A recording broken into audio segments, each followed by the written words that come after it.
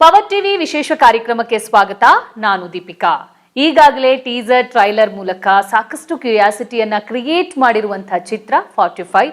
ಈ 45 ಅಂದ್ರೆ ಏನು, ಯಾಕೆ ಈ ಸಿನಿಮಾ ಮಾಡಿದ್ರು, ಇದೆಲ್ಲದರ ಬಗ್ಗೆ ಮಾತಾಡಕ್ಕೆ ಚಿತ್ರತಂಡ ಇವತ್ತು ನಮ್ಮ ಜೊತೆಗೆ ಜಾಯ್ನ್ ಆಗಿದೆ. ಚಿತ್ರದ ನಿರ್ದೇಶಕರಾಗಿರುವ ಅರ್ಜುನ್ ಜನಿ ಅವರು ನಮ್ಮ ಜೊತೆಗಿದ್ದಾರೆ. Hi sir, welcome to the show. ನಮಸ್ಕಾರ. ಇನ್ನು ಚಿತ್ರದಲ್ಲಿ ಪ್ರಮುಖ ಪಾತ್ರವನ್ನ ನಿರ್ವಹಿಸಿರುವಂತಹ ನಾಯಕ ನಟ ರಾಜ್ ಬಿ ಶೆಟ್ಟಿ ಅವರು ನಮ್ಮ ಜೊತೆಗಿದ್ದಾರೆ. Hi sir, welcome to the show. ನಮಸ್ತೆ ಸರ್. ನಿಮಗೆ 45 ಡೇಸ್ ಅಲ್ಲಿ ನಡೆಯುವ ಕತೆ ಅಂದಾಗ ಇದನ್ನ ಬಂದು ಹೇಳಿದವ್ರು ಯಾರು? ಈ ಸಿನಿಮಾ ನೀವು ಮಾಡಬೇಕು, ಈ ಒಂದು ಕ್ಯಾರೆಕ್ಟರ್ ನೀವು ಲೀಡ್ ಮಾಡಿದ್ರೆ ಚೆನ್ನಾಗಿರುತ್ತೆ ಅಂತ ಹೇಳಿದ ವ್ಯಕ್ತಿ ಯಾರು? ಬಾಸ್. ನೀವೇನಾದ್ರು ಕ್ವಶನ್ಸ್ ಕೇಳಿದ್ರೆ ಆ ಸಂದರ್ಭದಲ್ಲಿ? ಒಂದೇ ಪ್ರಶ್ನೆ, ಸರ್ ಮಾಡ್ಲೇಬೇಕಾ ಸರ್ ಅಂತ. ಯಾಕಂದ್ರೆ ನಾನಾಗ ಮತ್ತೆ ಡೈರೆಕ್ಷನ್ ಕಡೆ ಹೋಗ್ಬೇಕು ಅಂತೆಲ್ಲ ಯೋಚನೆ ಮಾಡ್ಕೊಂಡಿದ್ದೆ. ಈ ಒಂದು ಸಿನಿಮಾದಿಂದ ನನಗೆ ಮೊದಲು ಭಯ ಆಗಿದ್ದು ಅಂತ ಏನು ಅಂತ ಹೇಳ್ಬಿಡ್ತೀನಿ. ಸ್ಟಾರ್ ಕಾಸ್ಟ್, ಶಿವಣ್ಣ ಅವರಿದ್ದಾರೆ, ಉಪೇಂದ್ರ ಅವರಿದ್ದಾರೆ, ಆ್ಯಂಡ್ ಸಿನಿಮಾ ಸ್ಕೇಲ್ ದೊಡ್ಡದಿದೆ, ಎಷ್ಟು ಟೈಮ್ ಆಗುತ್ತೋ ಏನೋ ಅಂತ ಭಯ ಇತ್ತು. ಅದಕ್ಕೆ ಅವರು ಇಲ್ಲ ಸರ್ ನಾವು ಮಾಡಿಕೊಡ್ತೀವಿ, ಆದಷ್ಟು ಬೇಗ ಎಷ್ಟು ಬೇಗ ಆಗುತ್ತೋ ಅಷ್ಟು ಮಾಡಿಕೊಡ್ತೀವಿ ಅಂತ ಪ್ರಾಮಿಸ್ ಮಾಡಿದ್ರು. ಬಟ್ ನನಗೆ ಬಹಳ ಕ್ಯೂರಿಯಸ್ ಆಗಿದ್ದೇನೆಂದರೆ ಪಾತ್ರ ಬಹಳ ಇಂಟ್ರೆಸ್ಟಿಂಗ್ ಆಗಿತ್ತು. ಫಸ್ಟಿಗೆ ಅವ್ರು ಹೇಳ್ಬೇಕಾದ್ರೆ ನಾನು ಅಂದ್ಕೊಂಡೆ ಓಕೆ ಶಿವಣ್ಣ ಮತ್ತು ಉಪೇಂದ್ರ ಅವ್ರು ಇರಬೇಕಾದ್ರೆ ಯಾವುದೋ ಒಂದು ಪಾಸಿಂಗ್, ಯಾವುದೋ ಒಂದು ಸೀನ್ ಇರುತ್ತೆ, ಏನೋ ಒಂದು ಇರುತ್ತೆ ಅಂತ. ಬಟ್ ಅದರಲ್ಲಿ ತುಂಬ ಪ್ರಾಮುಖ್ಯತೆ ವಹಿಸಿರುವಂಥ ಒಂದು ಪಾತ್ರ ಬರೆದಿದ್ರು. ಆಗ ನಾನು ಕೇಳಿದೆ ಸರ್ ನಿಜವಾಗ್ಲೂ ಇದನ್ನ ಮಾಡಬೇಕಾ ಸರ್ ಅಂತ ನನಗೊಂದು ಸ್ವಲ್ಪ ಡೌಟ್ ಆಯಿತು. ಬಟ್ ಆಮೇಲೆ ಕನ್ವಿನ್ಸಿಂಗಲ್ಲಿ ಅರ್ಜುನ್ ಜನ್ಯ ಅವ್ರ ಥರ ಯಾರೂ ಇಲ್ಲ. ಆ್ಯಂಡ್ ಅದ್ರ ಜೊತೆಗೆ ನೀವು ಏನೇ ಹೇಳಿದ್ರು ಕೂಡ ಅವ್ರು ಫಸ್ಟಿಗೆ ಸರೆಂಡರ್ ಆಗ್ತಾರೆ. ನೀವು ಏನು ಬೇಕಾದರೂ ಹೇಳಿ, ಏನು ಸರ್ ಇದು ಹಿಂಗಿದೆ ಅಂತ ಏನೋ ಏನಾದ್ರೆ ಹೌದು ಸರ್ ಆಮೇಲೆ ಅವ್ರ ಪಾಯಿಂಟ್ ಹೇಳ್ತಾರೆ.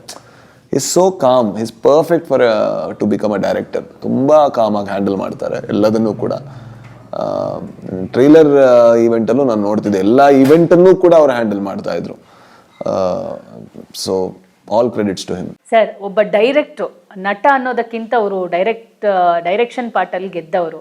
ಸೊ ಒಬ್ಬ ಡೈರೆಕ್ಟರ್ ಇಂದ ನಿಮಗೆ ಸಿಕ್ಕಿರುವಂತ ಒಂದು ಬೆಸ್ಟ್ ಕಾಂಪ್ಲಿಮೆಂಟ್ಸ್ ಅನ್ಸುತ್ತೆ ಇವಾಗ ಸದ್ಯಕ್ಕೆ. ಏನ್ ಹೇಳ್ತೀರಾ? ಏನು ಹೇಳಕ್ಕಾಗ ಮೇಡಮ್, ನಾನು ರಾಜ್ ಸರ್ದು ಕ್ವಾಲಿಟಿ ಏನಂದರೆ ಅವ್ರ ಕ್ಯಾಮ್ರಕ್ಕೆ ಅಥವಾ ಇನ್ನೊಂದಕ್ಕೆ ಏನೇ ಮಾತು ಬಂದು ಅದು ಹೃದಯದಿಂದ ಬರುತ್ತೆ. ಅವ್ರು ಇವತ್ತವರೆಗೂ ನಾನು ನೋಡಿದಂಗೆ anything good or bad he will tell it real. So very truthful. So ಅಂಥ ಒಂದು ಟ್ರೂತ್ಫುಲ್ ವ್ಯಕ್ತಿಯಿಂದ ಈ ಮಾತುಗಳು ಕೇಳಿದಾಗ ಒಂದು ಸಾರ್ಥಕತೆ ಇದೆ, ಖುಷಿ ಆಗ್ತದೆ. ಸರ್, ನಿಮ್ಮ ಜರ್ನಿಯನ್ನ ಒಮ್ಮೆ ನೋಡಿದ್ರೆ ಬರೀ ಮ್ಯೂಸಿಕ್ ಫೀಲ್ಡ್ ಅಲ್ಲಿ ಹೆಸರು ಮಾಡಿದವರು, ಮ್ಯೂಸಿಕ್ ಜಗತ್ತಿನಲ್ಲಿ ಯಾವ ತರ ಬೇಕಾದ್ರೂ ಮ್ಯಾಜಿಕ್ ಮಾಡ್ತೀರಾ. ಅದಕ್ಕೆ ಗೊತ್ತಿರುತ್ತೆ ನಿಮಗೆ ಯಾವ ತರ ಕ್ರೆಡಿಟ್ ಬಂದಿದೆ ಅಂತ. ಮ್ಯಾಜಿಕಲ್ ಕಂಪೋಸರ್ ಅಂತ ಹೆಸರು ಬಂದಿರೋದು. ಈ ಒಂದು ನಿರ್ದೇಶನ ಅಥವಾ ಒಂದು ಸಿನಿಮಾ ಮಾಡಬೇಕು, ಈ ಫೀಲ್ಡಲ್ಲೂ ನಾನು ನನ್ನ ಟ್ಯಾಲೆಂಟ್ ಅನ್ನ ತೋರಿಸ್ಬೇಕು ಅಂತ ಯಾವ ಸಂದರ್ಭದಲ್ಲಿ ಅನ್ಸಿಲ್ಲ? ಇಲ್ಲ, ನಾನು ಪ್ಲಾನೇ ಮಾಡಿಲ್ಲ ಮೇಡಮ್. ನಾನು ಯಾವತ್ತೂ ಡೈರೆಕ್ಷನ್ ಮಾಡಬೇಕು ಅಂತ ಅನಿಸಿಲ್ಲ. ಅದು ತಾನೇ ಆಗಿರೋದು. ಈ ಫಿಲ್ಮ್ ಆಗಲಿ, ಇವಾಗ ನಾನು ಡೈರೆಕ್ಟರ್ ಸೀಟಲ್ಲಿ ಕೂತ್ಕೊಂಡಿರೋದು. ನನಗೆ I didn't have any dream to become a director or plannings ಏನೂ ಇರಲಿಲ್ಲ. ತಾನಾಯಿತು. ನನಗೆ ಆ ಟೈಮಲ್ಲಿ ತುಂಬ ಇಂಟ್ರೆಸ್ಟ್ ಆಯಿತು. ನಂದು ಒಂದು ಏನಂದರೆ, ನಾನು ಏನೇ ಮಾಡಿದ್ರು I will do it with lot of honesty. ಅದು ಒಂದು ಕಾನ್ಸರ್ಟ್ ಆಗಲಿ ಅಥವಾ ಏನೇ ಚಿಕ್ಕ ಕೆಲಸ ಆದ್ರೂ ಅದನ್ನು 100% ಮಾಡ್ತೀನಿ ನಾನು. ಸೊ ಅದು ಡೈರೆಕ್ಷನ್ ಅಂತ ಬಂದ ತಕ್ಷಣ I enjoyed the process. Inspire ಏನು ಸರ್? ನಾನು ಮಣಿ ಸರ್ ಅವರ ಅತಿ ದೊಡ್ಡ ಅಭಿಮಾನಿ ಅಂತ ಹೇಳ್ಬೋದು. ಮಣಿರತ್ನಂ ಸರ್ ಅವ್ರ ಸಿನಿಮಾಗಳು, ಯಾಕಂದರೆ ಆರ್ ರೆಹಮಾನ್ ಅವರ ಅಭಿಮಾನಿ ನಾನು. ಆ ಎರಡು ಕಾಂಬಿನೇಷನಲ್ಲಿ ಬರಬೇಕಾದ್ರೆ ಅದ್ಭುತವಾದ ಸಿನಿಮಾಗಳು ನೋಡಿದ್ದೀನಿ. ಆಮೇಲೆ ಅಣ್ಣವ್ರ ಸಿನಿಮಾಗಳು, ಶಿವಾಜಿ ಗಣೇಶನ್ ಅವ್ರ ಸಿನಿಮಾಗಳು, ಎಲ್ಲ ಟೈಮ್ ಝೋನ್ ಸಿನಿಮಾಗಳು ನೋಡಿ ಎಂಜಾಯ್ ಮಾಡಿದ್ದೀನಿ. ಆ್ಯಂಡ್ ಅದು ಆಮೇಲೆ ನಾನೇ ಮ್ಯೂಸಿಕ್ ಮಾಡಿರೋಂಥ ಸಿನಿಮಾಗಳು ಎಲ್ಲ ಕಡೆ ಅದು ಒಳಗಡೆ ಶೇಖರಣೆ ಆಗಿಬಿಟ್ಟು ನಾನು ಏನೋ ಒಂದು ಸೀನ್ ನೆನೆಸ್ಕೊಂಡ್ರೆ ವಿತ್ ಶಾರ್ಟ್ಸ್ ಬರುತ್ತೆ ನನಗೆ. ಅದು ಹೆಂಗೆ ಬರುತ್ತೆ ಅಂತ ಗೊತ್ತಿಲ್ಲ. ಇವಾಗ ಗೆಟ್ ಎನಿ ಐಡಿಯಾ, ಒಂದು ಥಾಟ್ ಬಂದರೆ ಅದು ವಿತ್ ಶಾರ್ಟ್ಸ್ ಫುಲ್ ಕಂಪೋಸ್ ಆಗ್ಬಿಡುತ್ತೆ ಅಲ್ಲಿ. ಬಿಕಾಸ್ ಇಷ್ಟು ವರ್ಷದಿಂದ ಅದು ಮಾಡಿ ಮೋಸ್ಟ್ಲಿ ಇರ್ಬೋದು. ಹಂಗಾಗಿದೆ ಅಷ್ಟೇ. ಸರ್, ನಿಮ್ಮ ಪಾತ್ರ ಏನು ಸರ್? 3 ಜನ ಹೀರೋ ಇದ್ದೀರಾ, ನಿಮ್ಮ ಪಾತ್ರ ಏನು ಹೇಳಕೊಟ್ಟಿರೋದು ಅವರು, ಅವ್ರ ಧ್ವನಿಯಾಗಿ ನಾವಿದ್ದೀವಿ ಅಷ್ಟೇ. ನನ್ನ ಪಾತ್ರ ಒಬ್ಬ ಸಾಮಾನ್ಯ ಮನುಷ್ಯ ಇದರಲ್ಲಿ. ಅಂದರೆ ಈ ಬದುಕಿನ ಜಂಜಾಟಗಳಲ್ಲಿ ಮಧ್ಯದಲ್ಲಿ ಸಿಕ್ಕಾಕೊಂಡಿರುವಂಥ ಒಬ್ಬ ಸಾಮಾನ್ಯ. ಆದರೆ ತುಂಬ ರಿಲೇಟಿಬಿಲಿಟಿ ಫ್ಯಾಕ್ಟರ್ ಇರುತ್ತೆ ಈ ಪಾತ್ರಕ್ಕೆ. ಅಂದರೆ ಇಂಥವ್ರನ್ನ ನೋಡಿದಾಗ ನಮ್ಮ ಥರನೇ ಇವರು ಅಂತ ಅನಿಸುತ್ತೆ. ಯಾಕಂದರೆ ಪ್ರತಿ ಮನುಷ್ಯ ಅವನ ನಿಜ ಜೀವನದಲ್ಲಿ ಅವನು ಎಷ್ಟೇ ದೊಡ್ಡವನಾಗಲಿ ಎಷ್ಟೇ ಸಣ್ಣವನಾಗಲಿ ಅವನು ಬದುಕಿನ ಜಂಜಾಟದಲ್ಲೇ ಏನಾದರೂ ಅಯ್ಯೋ ಇದರಿಂದ ತಪ್ಪಿಸ್ಕೊಂಡ್ರೆ ಸಾಕು, ಅದರಿಂದ ತಪ್ಪಿಸ್ಕೊಂಡ್ರೆ ಸಾಕು ಅಂತ ಹೋಗ್ತಿರ್ತಾನೆ. ಇವನಿಗೆ ಟ್ರಾಫಿಕ್ಕಿಂದ ಹಿಡಿದು ಇವನ ಜೀವನದಲ್ಲಿ ಇವನೇ ಮಾಡಿರುವಂಥ ಕೆಲವಾರು ಗೊಂದಲಗಳು, ಅದೆಲ್ಲದರಿಂದ ತಪ್ಪಿಸ್ಕೊಂಡು ಬಿಡುವಂಥ ಒಂದು ಪಾತ್ರ. ಈ ಗೊಂದಲಗಳ ಜಂಜಾಟದಲ್ಲಿ ಇಬ್ರು ನಾಯಕರು ಹೆಂಗ್ ಜೊತೆ ಆಗ್ತಾರೆ? ಐ ಥಿಂಕ್ ಗೊಂದಲಗಳನ್ನ ಜಾಸ್ತಿ ಮಾಡೋರು ಅವರೇ ಆಗಿರ್ತಾರೆ, ಕಮ್ಮಿ ಮಾಡೋರು ಅವರೇ ಆಗಿರ್ತಾರೆ. ಆ ರೀತಿಯ ಒಂದು ಒಂದು ಏನೋ ಜುಗಲ್ಬಂದಿ ಇರುತ್ತೆ. ರಾಜ್ ಸರ್, ನೀವು ಫಸ್ಟಿಗೆ ಹೇಳಿದ್ರಿ ನನಗೆ ಇವರಿಬ್ರು ಇದ್ದಾಗ ನಾನು ಬೇಕಾ ಅನ್ನುವಂಥ ಪ್ರಶ್ನೆ ಹುಟ್ಟಿತ್ತು ಅಂತ. ಬಟ್ ಅದನ್ನ ಯಾವ ಥರ ಎಕ್ಸ್ಪೀರಿಯನ್ಸ್ ಮಾಡಿದ್ರಿ ಶೂಟಿಂಗ್ ಸಂದರ್ಭದಲ್ಲಿ ಇಬ್ರು ಜೊತೆಯಾದಾಗ? ನಾನು ಸ್ಟಾರ್ಗಳ ಜೊತೆ ಆಕ್ಟ್ ಮಾಡಿದ್ದೀನಿ ಅಂತ ನಂಗೆ ನೆನಪಿರ್ಲಿಲ್ಲ. ಅಷ್ಟು ಸರಳವಾಗಿದ್ದಂಥ ಎರಡು ವ್ಯಕ್ತಿತ್ವಗಳು, ಜೊತೆಗೆ ಈ ಸಿನಿಮಾಗೆ ನಾವೇನು ಕೊಡ್ಬೋದು ಅನ್ನೋ ರೀತಿಯ ಹೋರಾಟದಲ್ಲಿದ್ದಂಥ ವ್ಯಕ್ತಿತ್ವಗಳು. ಸೊ ಇದೆಯಲ್ವಾ, ಇದು ಅವರು ಒಂದು ಕನ್ನಡ ಚಿತ್ರರಂಗಕ್ಕೆ ಎಷ್ಟು ದೊಡ್ಡ ಆಸ್ತಿಗಳು ಅಂತ ತೋರಿಸುತ್ತೆ. ಜೊತೆಗೆ ನನಗೆ ಸಾವಿರಾರು ಪ್ರಶ್ನೆಗಳಿತ್ತು. ಅಂದರೆ ಶಿವಣ್ಣ ಅವ್ರ ಜೊತೆ ಅವ್ರು ಮಾಡಿದ ಸಿನಿಮಾಗಳಿಂದ ಹಿಡಿದು ಉಪ್ಪಿ ಸರ್ ಜೊತೆ ಅವ್ರು ಮಾಡಿದ ಸಿನಿಮಾಗಳು, ನಾನು ಇಬ್ಬರ ಅಭಿಮಾನಿ ಕೂಡ. ಉಪ್ಪಿ ಸರ್ ಅವ್ರ ಜೊತೆ ನಿರ್ದೇಶನದ ಬಗ್ಗೆ ಅದೆಲ್ಲ ಕೇಳ್ತಾ ಇದ್ರೆ, ಶಿವಣ್ಣ ಅವ್ರ ಜೊತೆ ಅವರ ನಟನೆಯ ಬಗ್ಗೆ ಅದ್ರ ಬಗ್ಗೆ ಕೇಳ್ತಾ ಇದ್ದೆ. ಐ ಥಿಂಕ್ ನನಗೊಂದು ಫಿಲ್ಮ್ ಸ್ಕೂಲು ಆಯಿತು.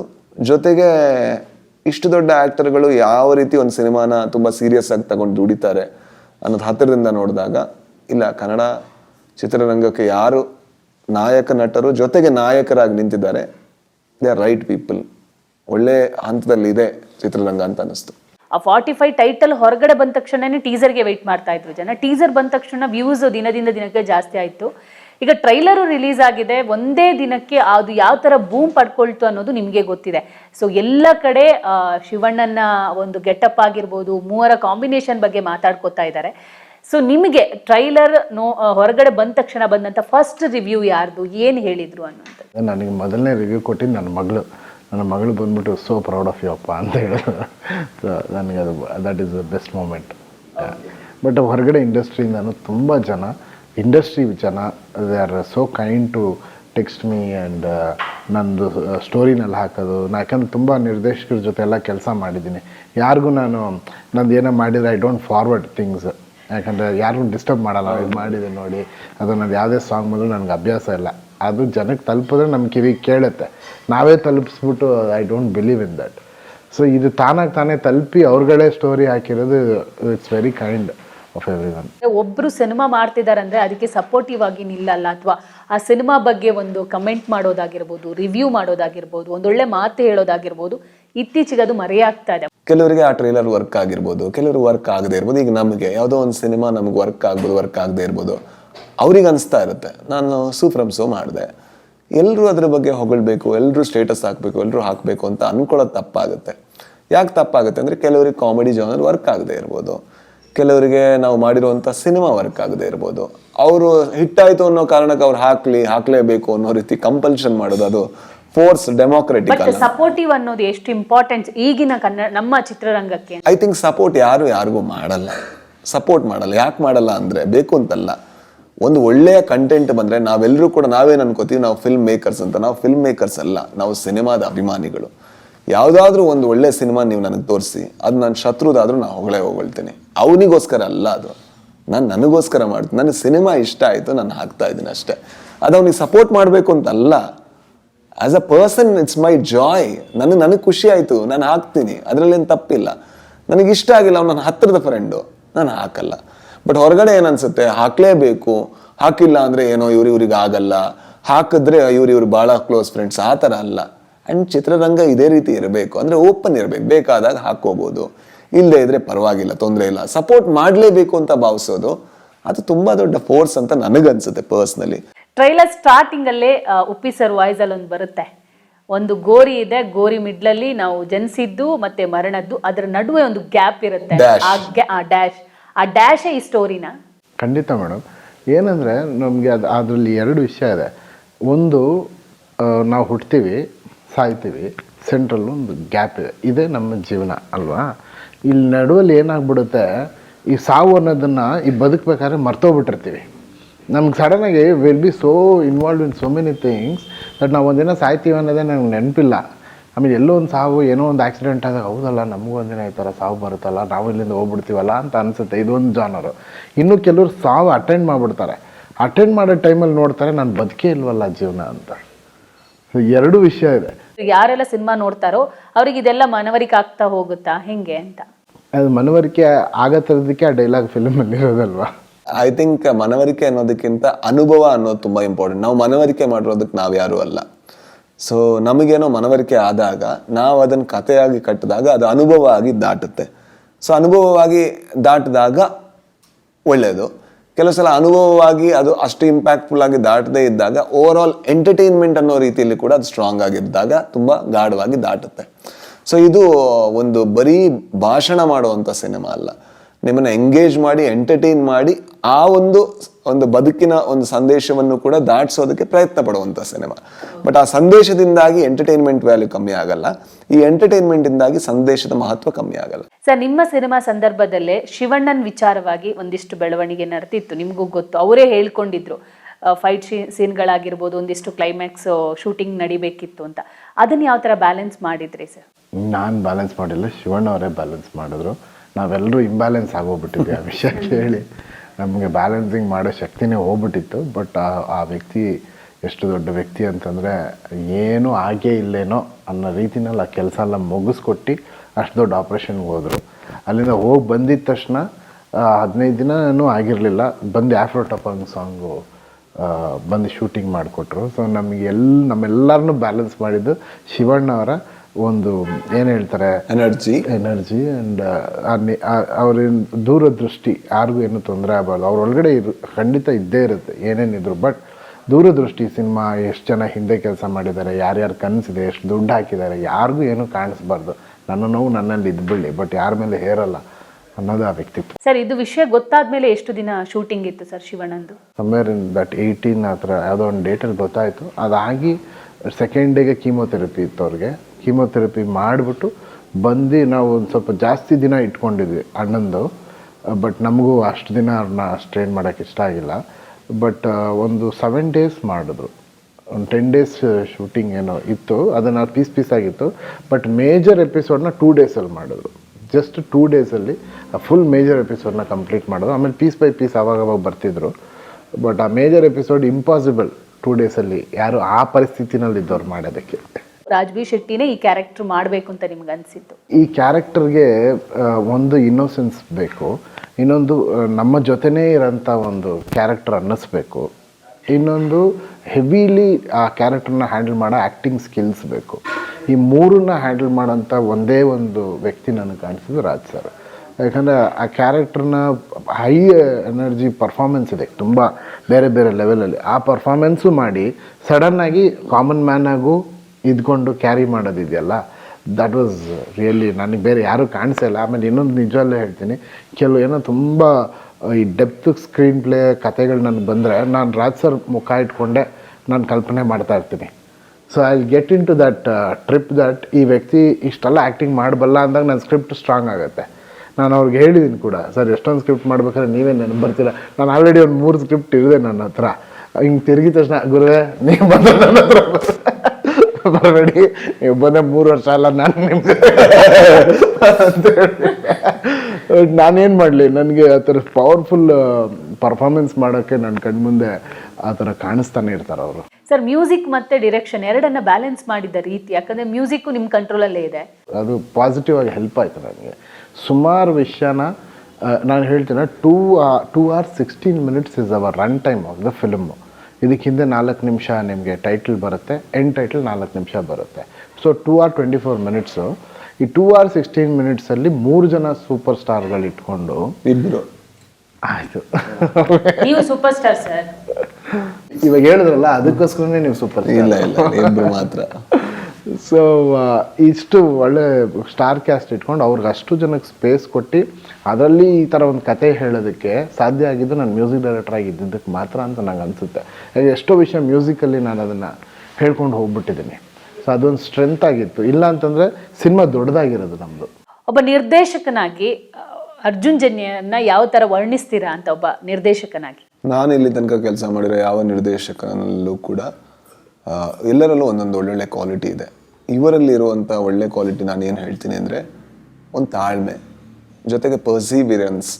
ಕರೆಕ್ಟಾಗಿ ಹೇಳೋಣ, ಪರ್ಸಿವಿಯರೆನ್ಸ್. ಓಕೆ, ಅಂದರೆ ಒಂದು ವಿಷಯವನ್ನು ಎಷ್ಟು ಲಾಂಗ್ ಟೈಮ್ ಹಿಡ್ಕೊಂಡು ಅದು ಕಂಪ್ಲೀಟ್ ಆಗೋ ತನಕ ಅದನ್ನು ನಾನು ಬಿಡಲ್ಲ ಅನ್ನೋವಂಥ ಹಠ. ನಾನು ಅವರಿಗೆ ಯಾವಾಗಲೂ ಫೋನ್ ಮಾಡಿ ಹೇಳ್ತಾ ಇದ್ದೆ, ಸರ್ VFX ಅಂತ. ಇಲ್ಲ ಸರ್, ನೀವು ಯೋಚನೆ ಮಾಡಿಬಿಡಿ, ಅದು ಎಲ್ಲಿ ತನಕ ಕರೆಕ್ಟ್ ಆಗಬೇಕು ಅಲ್ಲಿ ತನಕ ನಾನು ಬಿಡಲ್ಲ ಅಂತ. ಕೆಲವರು ಅದು ಹಿಂದ್ಗಡೆ ಮಾತಾಡ್ತಾರೆ ಕೂಡ, ಇಲ್ಲ ಎಬಿಲಿಟಿ ಇಲ್ಲ, ಡಿಲೇ ಮಾಡ್ತಿದ್ದಾರೆ, ಬೇಕು ಅಂತ ದುಡ್ಡು ಜಾಸ್ತಿ ಆಗ್ತಿದೆ, ಅದು ಇದು 1000 ವಿಷಯಗಳು. ಬಟ್ ಅದ್ರ ಬಗ್ಗೆ ತಲೆನೇ ಕೆಡಿಸ್ಕೊಳ್ಳದೆ ಬರೀ ಸಿನಿಮಾ ಬೆಟರ್ ಆಗಬೇಕು ಅಂತ ಒಂದು ಹೋರಾಡೋದು ಜೊತೆ ಕೆಲಸ ಮಾಡೋದಿದೆಯಲ್ಲ, ಅದು ಮೇ ಬಿ ನನ್ನ ಹತ್ರ ಅದರ 1% ಗುಣನೂ ಇಲ್ಲ ಅಂತ ನಾನು ತುಂಬ ಪ್ರಾಮಾಣಿಕವಾಗಿ ಒಪ್ಕೊಳ್ತೀನಿ. ಸೊ ಈ ಗುಣ ಯಾವತ್ತೂ ಇರಲಿ ಆ್ಯಂಡ್ ಅವ್ರು ಇನ್ನೂ ತುಂಬ ಬೆಳೀಲಿ ಆ್ಯಂಡ್ ಅವರಿಂದ ಕನ್ನಡ ಇಂಡಸ್ಟ್ರಿಗೆ ನಿರ್ದೇಶಕನಾಗಿ ಬಹಳಷ್ಟು ಕೊಡುಗೆಗಳು ಸಿಗಲಿ ಅಂತ ನಾನು ಭಾವಿಸ್ತೀನಿ. ಸರ್, August 15 ಸಿನಿಮಾ ಬರಬೇಕಿತ್ತು, ಅನೌನ್ಸ್ ಮಾಡಿದ್ರಿ ನೀವೊಂದು ಪ್ರೆಸ್ ಮೀಟ್ ಸಂದರ್ಭದಲ್ಲಿ. ಬಟ್ ಒನ್ಸ್ ಅನೌನ್ಸ್ ಆದಾಗ ಮತ್ತೆ ಅದನ್ನ ಕ್ಯಾನ್ಸಲ್ ಮಾಡಿದಾಗ ಒಂದಿಷ್ಟು ಗಾಸಿಪ್ಗಳು, ಮಾತುಗಳು ಓಡಾಡ್ತಾ ಇರುತ್ತೆ. ಇಲ್ಲ, ಇದಕ್ಕೆ ಖಂಡಿತ ಪ್ರೊಡ್ಯೂಸರ್ ಸಪೋರ್ಟ್ ಇತ್ತು. ಅವ್ರ ಸಪೋರ್ಟ್ ಇಲ್ಲದೆ ಇದು ಮಾಡೋಕ್ಕೆ ಸಾಧ್ಯನೇ ಆಗ್ತಾ ಇರಲಿಲ್ಲ. ಒಂದು ಡೇಟ್ ಹಾಕ್ಬಿಟ್ಟು ಇನ್ನೊಂದು ಡೇಟ್ಗೆ ಹೋಗ್ಬೇಕಾದ್ರೆ ಪ್ರೊಡ್ಯೂಸರ್ ಒಂದು ಸ್ವಲ್ಪ ನಮ್ಮ ಕಡೆ ಹಿಂಗೆ ನೋಡ್ಬಿಟ್ಟು ಏನಪ್ಪ ಅಂತ ಹಿಂಗೆ ಅಂದ್ಬಿಟ್ಟಿದ್ರೆ ನಾವೆಲ್ಲ ಪ್ಯಾನಿಕ್ ಆಗ್ಬಿಡ್ತಾಯಿದ್ರಿ. ಅವಲ್ಲ, ವೆರಿ ಗುಡ್ ಸರ್, ಮಾಡಿ, ತೊಂದರೆ ಇಲ್ಲ, ಮಾಡೋಣ ಬಿಡಿ ಸರ್ ಅಂತ ಹೇಳೋರು. ಎರಡನೇದು ಹೀರೋಗಳ ಸಪೋರ್ಟ್ ಇತ್ತು. ಅವ್ರನ್ನ ಒಂದ್ಸತಿ ಯೂಸ್ ಮಾಡೋಕ್ಕಾಗತ್ತೆ ಮೇಡಮ್. ನಾವು ಹೀರೋ ಸಪೋರ್ಟ್ ಇದೆ ಅಂದ್ಬಿಟ್ಟು ಶಿವಣ್ಣವ್ರದ್ದು 15ನೇ ತಾರೀಕು ಅಂತ ಹೇಳ್ಬಿಟ್ಟು ಡಿಸೆಂಬರ್ 25ಕ್ಕೆ ಹೋಗಿರ್ತೀನಿ. ನಾನು ಪದೇ ಪದೇ ಶಿವಣ್ಣವ್ರ ಡೇಟ್ ಚೇಂಜ್ ಮಾಡೋಕ್ಕೆ ಸಾಧ್ಯನೇ ಇಲ್ಲ. ಒಂದು ಜವಾಬ್ದಾರಿ ಇದೆ ನನಗೆ. ಶಿವಣ್ಣವರು, ಉಪ್ಪಿ ಸರ್, ರಾಘವಿ ಶೆಟ್ಟಿ ಎಲ್ಲರಿಗೂ ಅವ್ರದ್ದೇ ಇಷ್ಟು ವರ್ಷ ಸಂಪಾದನೆ ಮಾಡಿದ್ದಾರೆ. ಆ ಫ್ಯಾನ್ಸು, ಆ ಇದೆಲ್ಲನೂ ನನಗೋಸ್ಕರ ಒಂದು ಸತಿ ಕ್ವಾಲಿಟಿಗೋಸ್ಕರ ಬಿಡ್ತಾರೆ. ಪದೇ ಪದೇ I can't keep changing. So ಅವರೆಲ್ಲರೂ ಈ ಥರ ಸಪೋರ್ಟ್ ಮಾಡಿ ಇದಕ್ಕೋಸ್ಕರ we could pull it off. Sir, ಈಗ ಟ್ರೈಲರ್ ಅಲ್ಲಿ ಶಿವಣ್ಣನ್ ಲುಕ್ಕೆ ಹೈಲೈಟ್. ಹುಡುಗಿ ಡ್ರೆಸ್ ಹಾಕೊಂಡು ಗೆಟಪ್ ಅಲ್ಲಿ ಇದ್ದಾರೆ ಅಂತ. ಸೊ ಚೆಲುವೆಯ ನೋಟ ಚಂದ ಅಂತ. ಸೊ ಇದೆಲ್ಲ ಕಡೆ ಟ್ರೆಂಡ್ ಆಗ್ತಾ ಇದೆ ಸರ್. ಇದ್ರ ಬಗ್ಗೆ ಹೇಳೋದಾದ್ರೆ, ಅದು ಅಣ್ಣನೇ ಪರ್ಫಾರ್ಮ್ ಮಾಡಿರೋದು ಲೈವ್ ಆಗಿ. ಅಲ್ಲಿ ಆ ಕದರು, ಆ ಕಣ್ಣು, ಆ ಮೂಮೆಂಟ್ ಎಲ್ಲ ಕೊಟ್ಟಿರೋದು ಅಣ್ಣನೇ, ಅದರಲ್ಲಿ ಎರಡನೇ ಮಾತಿಲ್ಲ. ಬಟ್ ನಮಗೆ we had a very good team who can work on all these things to make it look well. So it comes from the prosthetic, it comes from the CG team, everything is there. ಎಲ್ಲನೂ blend ಆಗಿದೆ. But ಅಲ್ಲಿ ಏನು performance ನೀವು ನೋಡಿದ್ದೀರ, ಆ ಕಣ್ಣು, ಆ ಅಧ ಎಲ್ಲ ಶಿವಣ್ಣಂದೇ original. ಅದು ಈ ವೇಷ ಎಲ್ಲ ಹಾಕ್ಬೇಕಾದ್ರೆ ಅಣ್ಣ ವಾಸ್ ಅನ್ವೆಲ್, ಕಂಪ್ಲೀಟ್ಲಿ ಅನ್ವೆಲ್. ತುಂಬ ಸುಸ್ತಾಗ್ತಿತ್ತು ಅವ್ರಿಗೆ ಈ ಪರ್ಫಾರ್ಮೆನ್ಸ್ ಮಾಡ್ಬೇಕಾದ್ರೆ ಅಂತ ತುಂಬ ಸುಸ್ತಾಗೋರು. ಬಟ್ ರೆಡಿಮಾ ಅಂತ ಹೇಳೋರು. ತುಂಬ ಟಫ್ ಟೈಮಲ್ಲಿ ಮಾಡಿರೋದು ಅದೆಲ್ಲ. ಶಿವಣ್ಣನ ಈ ಗೆಟಪ್ ಅನ್ನ ಇವತ್ತು ಟ್ರೈಲರ್ ಅಲ್ಲಿ ನೋಡಿದ್ಮೇಲೆ ಅವರ ಫ್ಯಾಮಿಲಿ ಮೆಂಬರ್ಸ್, ಗೀತಕ್ಕ ಆಗಿರ್ಬೋದು, ಅವ್ರ ಮಗ್ಳಾಗಿರ್ಬೋದು, ಏನಾದ್ರು ಹೇಳಿದ್ರಾ? ಅಣ್ಣ ಈ ಗೆಟಪ್ ಹಾಕ್ಬೇಕಾದ್ರೆ ಗೀತಕ್ಕ ಜೊತೆನಲ್ಲೇ ಇದ್ರು. ನನಗೆ ಭಯ ಆಗ್ತಿತ್ತು, ಏನಾದ್ರು ಅಕ್ಕ ಅರ್ಜುನ್ ಇದೆಲ್ಲ ಬೇಕಿದ್ದ ಅಂತೇನೋ ಹೇಳ್ಬಿಡ್ತಾರೆ ಅಂತ. ನನ್ನನ್ನು ಅವರಿಬ್ಬರು ಕಂಫರ್ಟೇಬಲ್ ಮಾಡೋರು. ನಾನು ಎದುರ್ಕೊಂಡು ಹೋದ್ರೆ, ಅರ್ಜುನ್ ನಾನು ಹುಡುಗಿ ವೇಷ ಹಾಕಿದ್ದು ನೀನು ನೋಡಿಲ್ಲಲ್ಲ, ಒಂದು ನಿಮಿಷ ಇರು ಅಂತ ಹಳೇದೆಲ್ಲ ತೋರಿಸೋರು ಫೋನಲ್ಲೇ. ಅಕ್ಕನೂ ತೋರಿಸೋರು, ಸಖತ್ ಮಾಡಿರ್ತಾರೆ ಅಂತ. ಅವರು he made me so comfortable. ಒಂದು ನನಗೆ ಅವರು ಆ ಟೈಮ್ ಆ ಪರಿಸ್ಥಿತಿ ಸರಿಯಿಲ್ಲ, ಹೆಲ್ತ್ ಸರಿಯಿಲ್ಲ. ಇನ್ನೊಂದು ಅಣ್ಣ ಸೂಪರ್ ಸ್ಟಾರು. ಇನ್ನೊಂದು ಒಂದು ಏಜ್ ಇದೆ. ಒಂದು ಹೆಣ್ಮಕ್ಳು ವೇಷ ಹಾಕ್ಬೇಕಂದ್ರೂ ಒಂದು ಏಜ್ ಅನ್ನೋದು ಬಂದೇ ಬರುತ್ತೆ ಒಂದು ಹೀರೋಗೆ. ಬಟ್ ಇವರು ಹ್ಯಾಟ್ರಿಕ್ ಹೀರೋ, 150 ಸಿನಿಮಾ ಆಗಿ 60 ಇಯರ್ಸ್ ಇರೋಂಥ ಒಬ್ಬ ಸೂಪರ್ ಸ್ಟಾರು. ಒಂದು ಸೀರೆ ಉಡ್ಬೇಕಂದ್ರೆ ಏನು ಎರಡನೇ ಮಾತಾಡದೆ ಆ ಸೀರೆ ಉಟ್ಕೊಂಡು 250 ಜನ ಸೆಟ್ಟಲ್ಲಿದ್ರೆ ಹಂಗೆ ನಡ್ಕೊಂಬಂದ್ರು ಮಾಡೋ ಒಬ್ಬರು ಸೂಪರ್ ಸ್ಟಾರ್. ಅದು ಶಿವಣ್ಣ. ಅದು ತುಂಬಾ ಜನ ಎಂಜಾಯ್ ಮಾಡ್ತಿದ್ದಾರೆ ಪ್ರೆಸೆಂಟ್ ಅದನ್ನ. ಸೊ ಶಿವಣ್ಣ ಏನಾದ್ರು ಹೇಳಿದ್ರಾ? ಎಲ್ಲ ಸಕ್ಸಸ್ ನೋಡ್ಬಿಟ್ಟಿದ್ದಾರೆ ಅವರು. ತುಂಬ ಇದು ಮಾಡೋದಿಲ್ಲ, ಚೆನ್ನಾಗೈತಲ್ಲಮ್ಮ, ಸೂಪರ್ ಅಲ್ಲಮ್ಮ ಅಷ್ಟೇ. ನಾವೆಲ್ಲ ಇಷ್ಟು ಎಕ್ಸೈಟಲ್ಲಿ ಇರ್ತೀವಲ್ಲ, ಅವ್ರು ಆರಾಮಾಗಿರ್ತಾರೆ. ಅವರು ಈ ಉಪ್ಪಿ ಸರ್ ನಂಬರ್ 1 ಡೈರೆಕ್ಷನ್ ಫೀಲ್ಡ್ಗೆ. ಅವರು ಈ ಸಿನಿಮಾದಲ್ಲಿ ಇದ್ದಾಗ ನಿಮ್ ಜೊತೆ ಏನ್ ಮಾತಾಡ್ಕೋತಾ ಇದ್ರು? ಅಥವಾ ನಾನು ಅವ್ರದ್ದು ಶಾರ್ಟ್ ಟೇಕಿಂಗ್ ಕೇಳ್ತಾ ಇದ್ದೆ. ಈ ಎಕ್ಸಾಂಪಲ್ ಪಾಯಿಂಟ್ ಆಫ್ ವ್ಯೂ ಇದು ತರಲೆ ನನ್ನ ಮಗದಲ್ಲಿ ಒಂದು ಶಾರ್ಟ್ ಇದೆ, ಅದು ಕ್ಯಾಮ್ರಾನೇ ಹಿಂಗೆ ಹೋಗ್ತಾ ಇರುತ್ತೆ. ಸೊ ನಾನು ಆ ಶಾರ್ಟನ್ನು ಎಕ್ಸ್ಪ್ಲೇನ್ ಮಾಡಿದೆ. ಸರ್, ಈ ಶಾರ್ಟನ್ನು ತಗೊಂಡಿದ್ದಾರಲ್ಲ, ಈ ಶಾರ್ಟ್ ಆ ಟೈಮಲ್ಲಿ ಯಾರೂ ಅಚೀವ್ ಮಾಡಿಲ್ಲ. ಇದು ಕ್ಯಾಮ್ರಾ ಆ್ಯಂಗಲ್ ಹೋಗ್ತಾ ಇದೆ, ಬಟ್ ಅದನ್ನು ಯಾರೂ ಹೇಳಿಲ್ಲ. ನೀವು ಆ ಶಾರ್ಟ್ನ ಹೆಂಗೆ ತಗೊಂಡ್ರಿ, ಅದ್ರ ಬಗ್ಗೆ ನಿಮ್ಗೆ ಹೆಂಗೆ ಗೊತ್ತಾಯ್ತು? ಈ ಥರದ ಪ್ರಶ್ನೆಗಳನ್ನ ಕೇಳ್ತಾ ಇದೆ. ಅವರು ಹೌದಾ, ಅದನ್ನ ಆ ಥರ ಕರೀತಾರೆ, ನಂಗೇನೋ ಗೊತ್ತಿರಲಿಲ್ಲ, ನಂಗೆ ಅದು ಸರಿ ಅನಿಸ್ತು, ನಾ ಮಾಡಿದೆ ಅಂತ. ಅಷ್ಟು ಸರಳವಾಗಿಸ್ತಾರೆ ಅವರು. ಸೊ ಎಷ್ಟೇ ಪ್ರಶ್ನೆ ಕೇಳಿದ್ರು ಕೂಡ ಅವ್ರು ಇನ್ನೂ ನಿಗೂಢವಾಗಿ ಆಗ್ತಾ ಹೋಗ್ತಾರೆ. ಅಂದರೆ ನಿಮ್ಗೆ ಅರ್ಥ ಮಾಡ್ಕೊಂಡ್ವಿ ಅಂತ ಹೇಳೋಕ್ಕಾಗಲ್ಲ. ಐ ಥಿಂಕ್ ಅದೇ ಇವತ್ತಿಗೂ ಕೂಡ ಅವರ ಡೈರೆಕ್ಷನ್ಗೆ ಇರುವಂಥ ಕ್ರೇಜ್. ಆ್ಯಂಡ್ ನಾವೆಲ್ಲ ಕೂಡ ಅವರ ಅಭಿಮಾನಿಗಳು, ಅವರ ಶಿಷ್ಯರು ಅಂತ ಒಪ್ಕೊಳ್ಳೋದಕ್ಕೆ ನಾವು ಬಹಳ ಹೆಮ್ಮೆ ಪಡ್ತೀವಿ. ಯಾಕಂದರೆ ಈ ಕಾರಣದಿಂದಾಗಿ. ಸಿನಿಮಾದಲ್ಲಿ ಉಪ್ಪಿ ಸರ್ದು ಟ್ರೈಲರ್ ಅಲ್ಲಿ ಒಂದು ನೋಡ್ತಾ ಹೋದ್ರೆ ಅವರೆಲ್ಲೋ ಒಂಥರ ವಿಲನ್ ಶೇಡ್ ಅನ್ನಿಸ್ತಾ ಇದೆ. ಆ ಕ್ಯಾರೆಕ್ಟರ್ ನೆಗೆಟಿವ್ ಅಂತ ಹೇಳೋಕ್ಕಾಗಲ್ಲ. I can tell it's negative character. I think ಈ ಸಿನಿಮಾದಲ್ಲಿ ನೆಗೆಟಿವ್ ಪಾಸಿಟಿವ್ ಅಂತ ಆ ಥರದ್ದು ಏನೂ ಇಲ್ಲ, ಆ ಥರ ಇಲ್ಲ ಅಂತ ಅನ್ಸುತ್ತೆ ನನಗೆ. ನಮ್ಮ ಸುತ್ತಮುತ್ತ ನಡೆಯುವಂಥ ಇನ್ಸಿಡೆಂಟ್ಗಳನ್ನು ಹೈಲೈಟ್ ಮಾಡ್ದಂಗಿದೆ. ನನಗನ್ಸುತ್ತೆ ನಿಮ್ಮ ಅಣ್ಣ ತೀರ್ ಹೋದಂಥ ಸಂದರ್ಭದಲ್ಲಿ ಒಂದಿಷ್ಟು ಇಶ್ಯೂಗಳನ್ನು ನೀವು ನೋಡಿ ಅದರಿಂದ ಪ್ರೇರಿತವಾಗಿ ಒಂದಿಷ್ಟು ಇನ್ಸಿಡೆಂಟ್ಗಳನ್ನು ಈ 45 ಸಿನಿಮಾದಲ್ಲಿ ಹಾಕಿದ್ದೀರಾ ಅಂತ, ಹೌದಾ? ಖಂಡಿತ ಪ್ರೇರಣೆ ಅಂತೂ ಖಂಡಿತ ಆಗಿದೆ.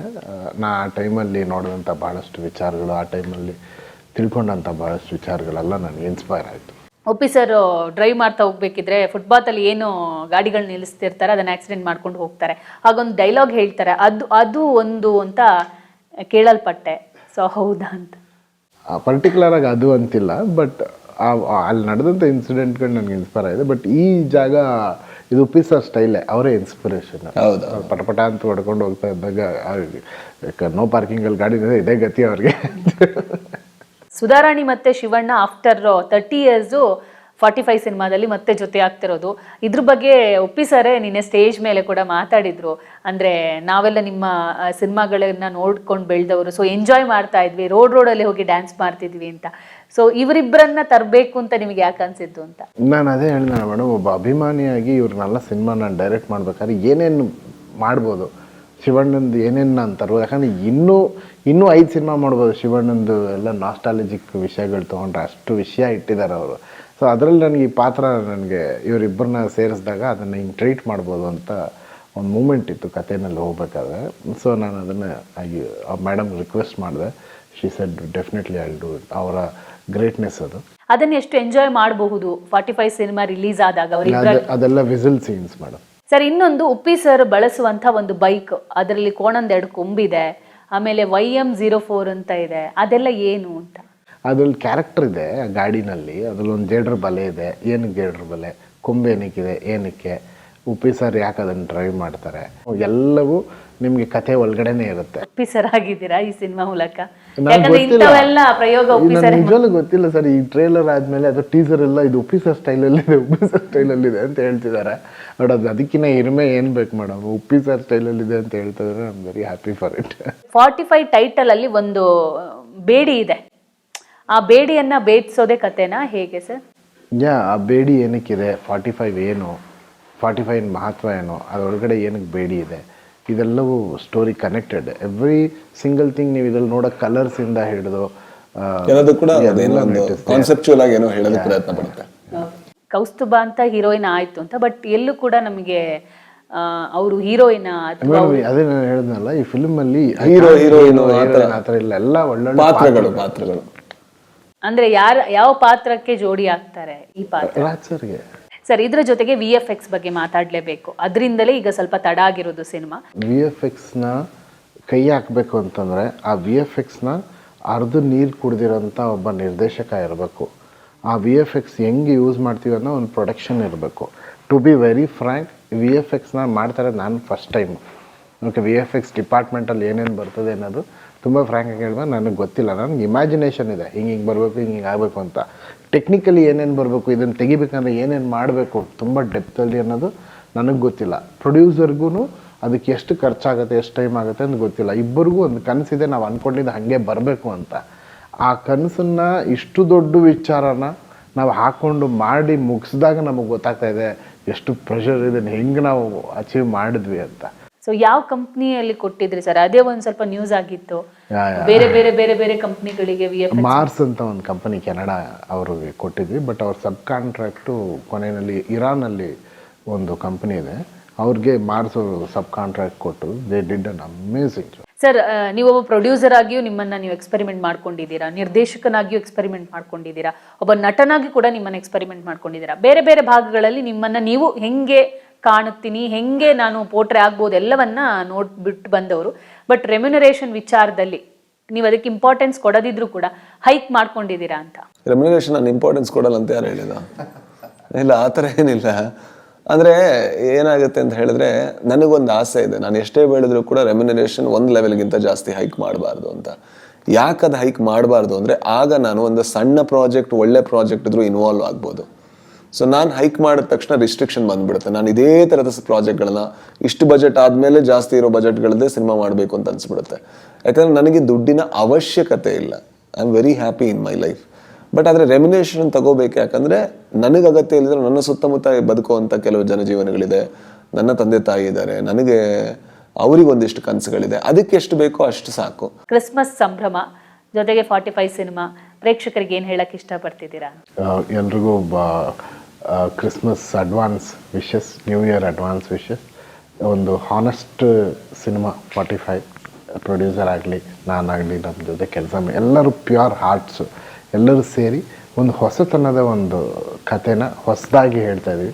So if you want to enter a new world, ಒಂದು ಸಿನಿಮಾಗೆ ಬರೋ ಬದಲು ಒಂದು ಜಗತ್ತಿಗೆ ಬಂದ್ರಿ ಅನ್ನೋ ಥರ ಒಂದು ಫೀಲ್ ಇರುತ್ತೆ. ನೀವು ಸಿನಿಮಾಗೆ ಬಂದು ಎಂಜಾಯ್ ಮಾಡಿಬಿಟ್ಟು ಆ ಹೊಸತನನ ನೀವು ಮನೆಗೆ ತೊಗೊಂಡು ಹೋಗ್ತೀರಾ. ದಯವಿಟ್ಟು ಎಲ್ಲರೂ ಬಂದು ಆಶೀರ್ವಾದ ಮಾಡಿ. ನಾವು ತುಂಬ ಪ್ರೀತಿಸುವಂತಹ ಇಬ್ಬರು ಕರ್ನಾಟಕದ ಅತ್ಯದ್ಭುತ ಮನುಷ್ಯರು, ಜೊತೆಗೆ ಸೂಪರ್ ಸ್ಟಾರ್ಸ್ ಶಿವಣ್ಣ ಮತ್ತು ಉಪೇಂದ್ರ ಅವರನ್ನು ನೋಡ್ಕೊಂಡು ನಾವು ಬೆಳೆದಾಗ ನಾವು ಯಾವಾಗಲೂ ಅನ್ಕೋತಿದ್ವಿ ನಾವು ಹೇಗೆಲ್ಲ ಅವರನ್ನು ನೋಡೋಕ್ಕೆ ಸಾಧ್ಯ ಅಂತ. ಹೇಗೆಲ್ಲ ನಾವು ಇಲ್ಲಿ ತನಕ ನೋಡಿದ್ದೀವೋ ಅದಕ್ಕಿಂತ ಭಿನ್ನವಾಗಿ, ಜೊತೆಗೆ ತುಂಬ ಒಳ್ಳೆಯ ರೀತಿಯಲ್ಲಿ ಅವರನ್ನು ತೋರಿಸಿದ್ದಾರೆ. ಆದರೆ ಅದು ಕಥೆಯ ಅಗತ್ಯವಾಗಿ ತೋರಿಸಿದ್ದಾರೆ, ಸುಮ್ಮನೆ ತೋರಿಸ್ಬೇಕು ಅಂತಲ್ಲ. ಜೊತೆಗೆ ನನಗೂ ಕೂಡ ನಟನೆಗೆ ಬಹಳಷ್ಟು ಅವಕಾಶ ಇರುವಂತಹ ಒಂದು ಸಿನಿಮಾ ಆ್ಯಂಡ್ ತುಂಬ ಎಂಟರ್ಟೈನ್ ಮಾಡುವಂತಹ ಒಂದು ಬಹಳ ದೊಡ್ಡ ಸ್ಕೇಲಲ್ಲಿ ಕನ್ನಡ ಸಿನಿಮಾ ಅಂದರೆ ಹೊರಗಡೆ ಹೋಗಿ ತೋರಿಸ್ಬೇಕು ಅಂತ ಒಂದು ನಂಬಿಕೆ ಇಟ್ಟು ಚೆನ್ನಾಗಿ ಮಾಡಿರುವಂಥ ಸಿನಿಮಾ. ಸೊ ನಮ್ಮ ಸಿನಿಮಾಗೆ ಒಂದು ಅವಕಾಶ ಕೊಡಿ. ಥಿಯೇಟರಲ್ಲಿ 25ನೇ ತಾರೀಕು ದಯವಿಟ್ಟು ಬನ್ನಿ. ಆಲ್ ದಿ ಬೆಸ್ಟ್ ಸರ್, ಒಳ್ಳೇದಾಗ್ಲಿ, ಸಿನಿಮಾ ದೊಡ್ಡ ಮಟ್ಟಿಗೆ ಹಿಟ್ ಆಗಲಿ. ಮತ್ತೊಮ್ಮೆ ಸಕ್ಸಸ್ ಮೀಟಲ್ಲಿ ಕೂತ್ಕೊಂಡು ನಾವೆಲ್ಲರೂ ಮಾತಾಡೋಣ. Thank you so much. ನೋಡಿದ್ರಲ್ಲ ವೀಕ್ಷಕರೇ, ಈಗಾಗಲೇ ಟೀಸರ್ ಮತ್ತು ಟ್ರೈಲರ್ ಮೂಲಕ ಮ್ಯಾಜಿಕ್ ಟಚ್ ಕೊಟ್ಟಂತಹ ಜನ್ಯ ಅವರು 45 ಸಿನಿಮಾವನ್ನ ಡಿಸೆಂಬರ್ 25ಕ್ಕೆ ರಿಲೀಸ್ ಮಾಡ್ತಿದ್ದಾರೆ. ಪ್ರತಿಯೊಬ್ಬರು ಥಿಯೇಟರ್ಗೆ ಬಂದು 45 ಸಿನಿಮಾವನ್ನ ಎಂಜಾಯ್ ಮಾಡಿ ಆ ಒಂದು ಪ್ರಪಂಚವನ್ನ ಯಾವ ತರ ಪ್ರೇಕ್ಷಕರು ಎಂಜಾಯ್ ಮಾಡಬಹುದು, ನೋಡಬಹುದು, ಮನರಂಜನೆ ಪಡ್ಕೋಬಹುದು ಅನ್ನೋದು 25ನೇ ತಾರೀಕು ಗೊತ್ತಾಗುತ್ತೆ. ಸೊ ಇದೇವತ್ತಿನ ವಿಶೇಷ. ನೋಡ್ತಾ ಇರಿ ಪವರ್ ಟಿವಿ, ಇದು ನಿಮ್ಮ ಶಕ್ತಿ. ನಿಮ್ ಜೊತೆ ಮತ್ತಷ್ಟು ಮಾತುಕತೆ ಮುಂದುವರಿಸ್ತೀನಿ. ಆದ್ರೆ ಅದಕ್ಕಿಂತ ಮುಂಚೆ ಕಾರ್ಯಕ್ರಮದಲ್ಲಿ ಒಂದು ಸ್ಮಾಲ್ ಬ್ರೇಕ್.